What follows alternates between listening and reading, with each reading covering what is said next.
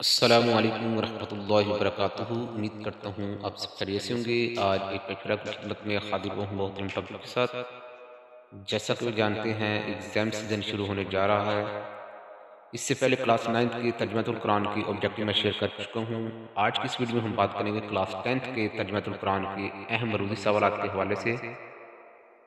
Important objective جو ہے وہ آپ سے میں شیئر کرنے لگا ہوں، تو لہٰذا آپ نے اس فائل کو اچھے سے تیار کر لینا ہے۔ اس ویڈیو کو اپنے اینڈ تک لازمی دیکھنا، ہو سکا تو اس ویڈیو کو 1 سے 2 مرتبہ آپ دیکھیں، انشاءاللہ کہ یہ آبجیکٹو کلیئر ہو جائے گی اور آپ اچھے سے اچھے مارکس لینے میں کے کامیاب ہو جائیں گے۔ ٹھیک ہے جی، چلتے ہیں ہم اپنی اس فائل کی طرف۔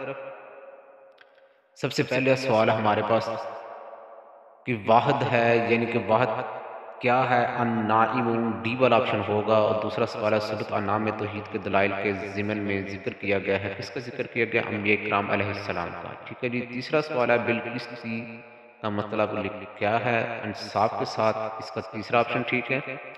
چوتھا سوال ہے حضرت عائشہ رضی اللہ تعالیٰ عنہ کی روایت کے مطابق نبی کریم صلی اللہ علیہ وسلم نے مغرب کی نماز میں سورت پڑھی، کون سی سورت پڑھی؟ سورۃ اعراف۔ ٹھیک ہے جی، پانچواں سوال ہے قیامت تک کامیابی کا واحد ذریعہ اطاعت و فرمانبرداری ہے، کس کی؟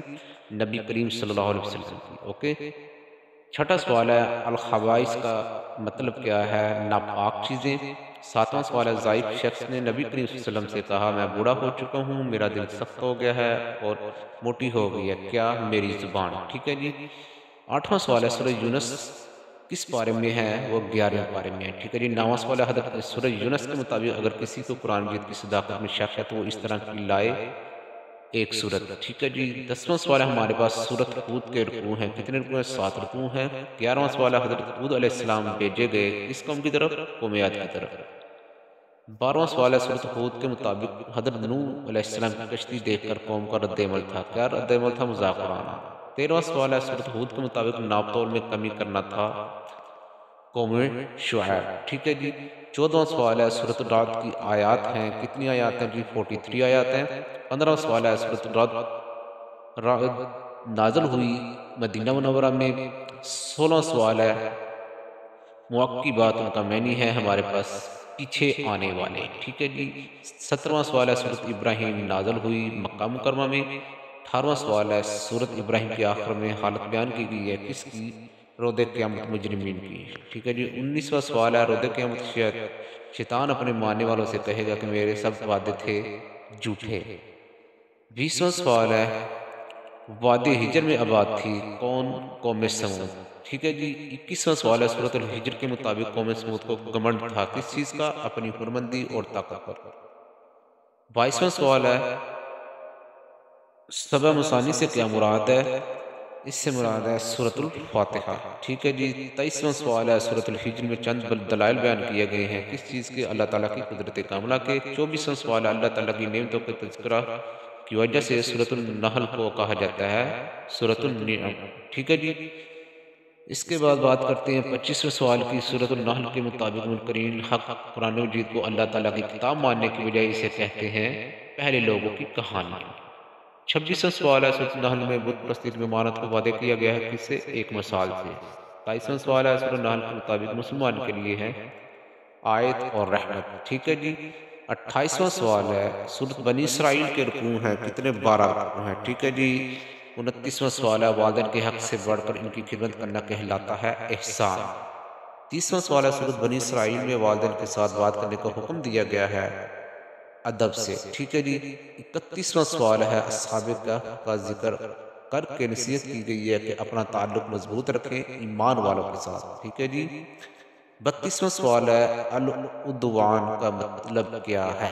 حد سے گزرنے والے۔ ٹھیک ہے جی، 33واں سوال ہے سورۃ الکہف کے مطابق ہم نے زمین اور اس کی زینت کو بنایا ہے تاکہ آزمائیں لوگوں کو عمل کے اعتبار سے۔ ٹھیک ہے جی، 34واں سوال ہے سورۃ المؤمنون نازل ہوئی مکہ مکرمہ میں۔ 35واں سوال ہے حضرت موسیٰ علیہ السلام اور ہارون علیہ السلام کو بھیجا گیا کس کی طرف؟ فرعون کی طرف۔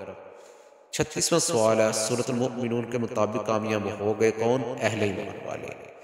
سورۃ زمر نازل ہوئی مکہ مکرمہ میں۔